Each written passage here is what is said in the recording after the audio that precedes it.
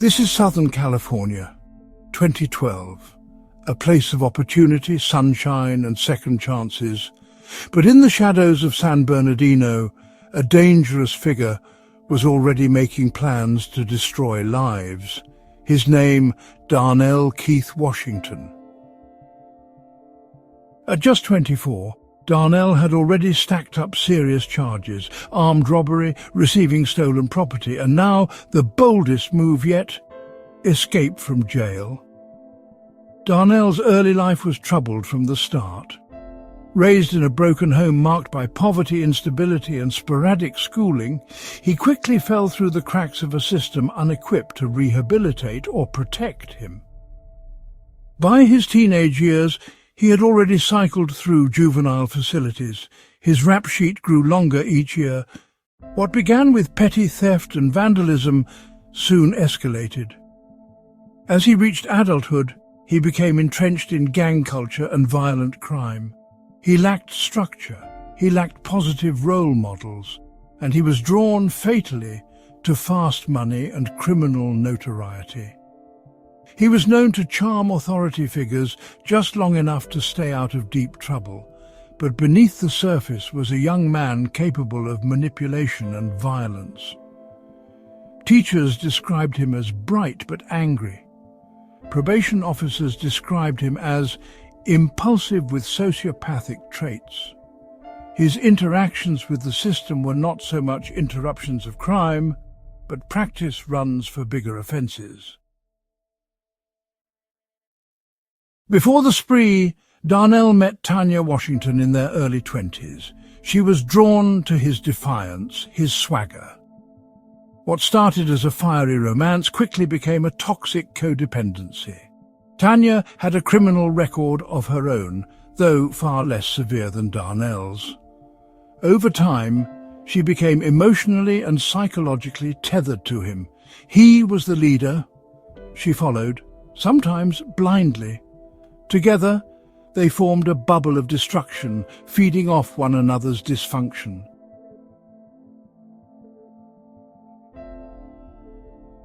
It all began on August 28, 2012.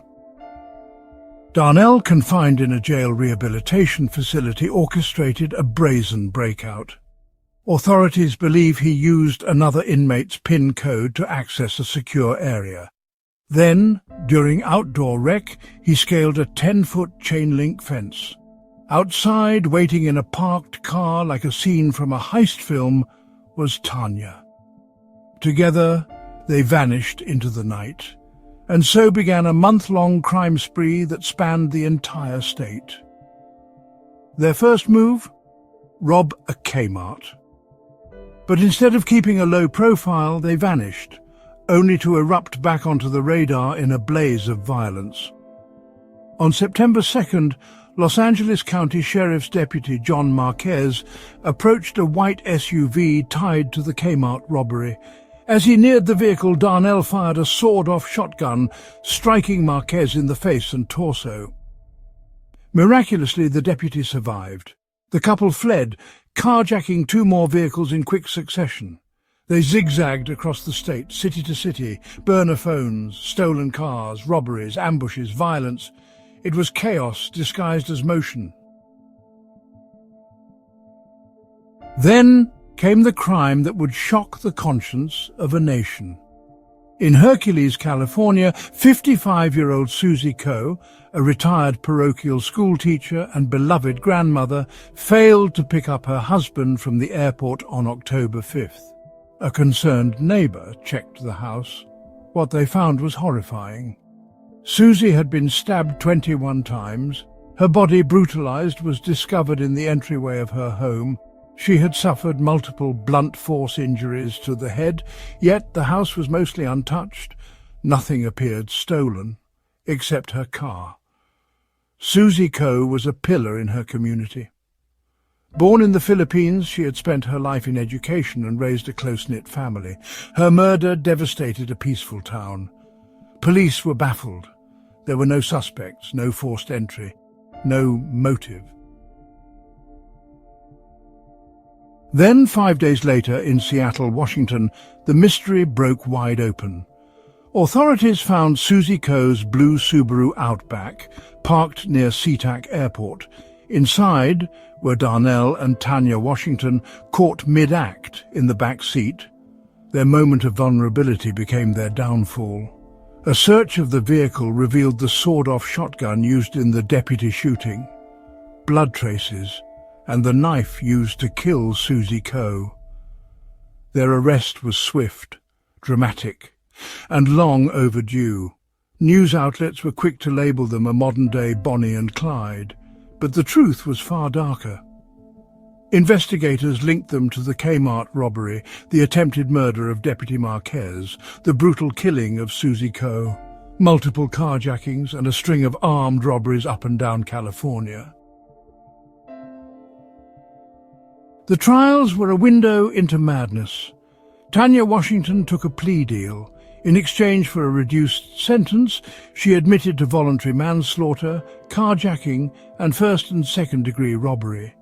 She received 23 years and 4 months in state prison. Prosecutors painted her as an accomplice, loyal, manipulated, dangerous. Her testimony peeled back the layers. She said Darnell planned everything. She helped, sometimes willingly, other times out of fear. During the trial, Tania broke down when questioned about Susie Coe. She admitted to helping Darnell clean the crime scene afterward, disposing of clothes, wiping fingerprints, staying silent. Darnell Washington showed no remorse, not once. While awaiting trial, he even tried to escape again, chiseling out his cell window, braiding his bedsheets into a rope. He failed.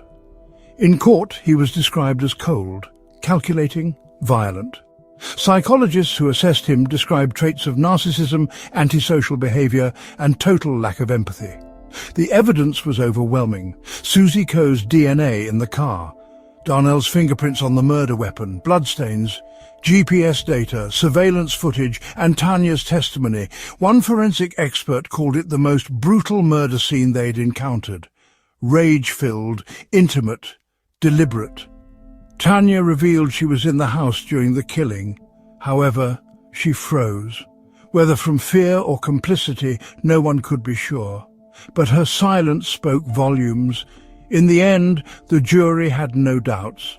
Darnell Washington was convicted of first-degree murder, attempted murder, multiple carjackings, and armed robbery.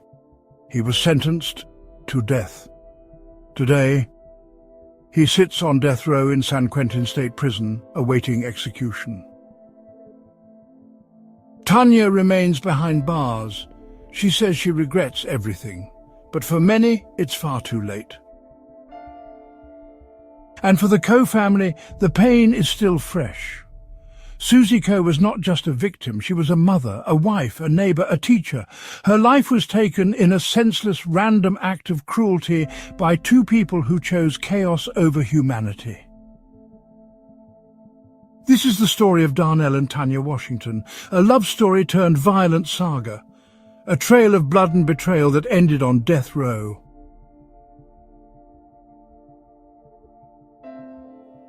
If you found today's case compelling, please give it a like, subscribe for more weekly true crime stories, and share it with a friend.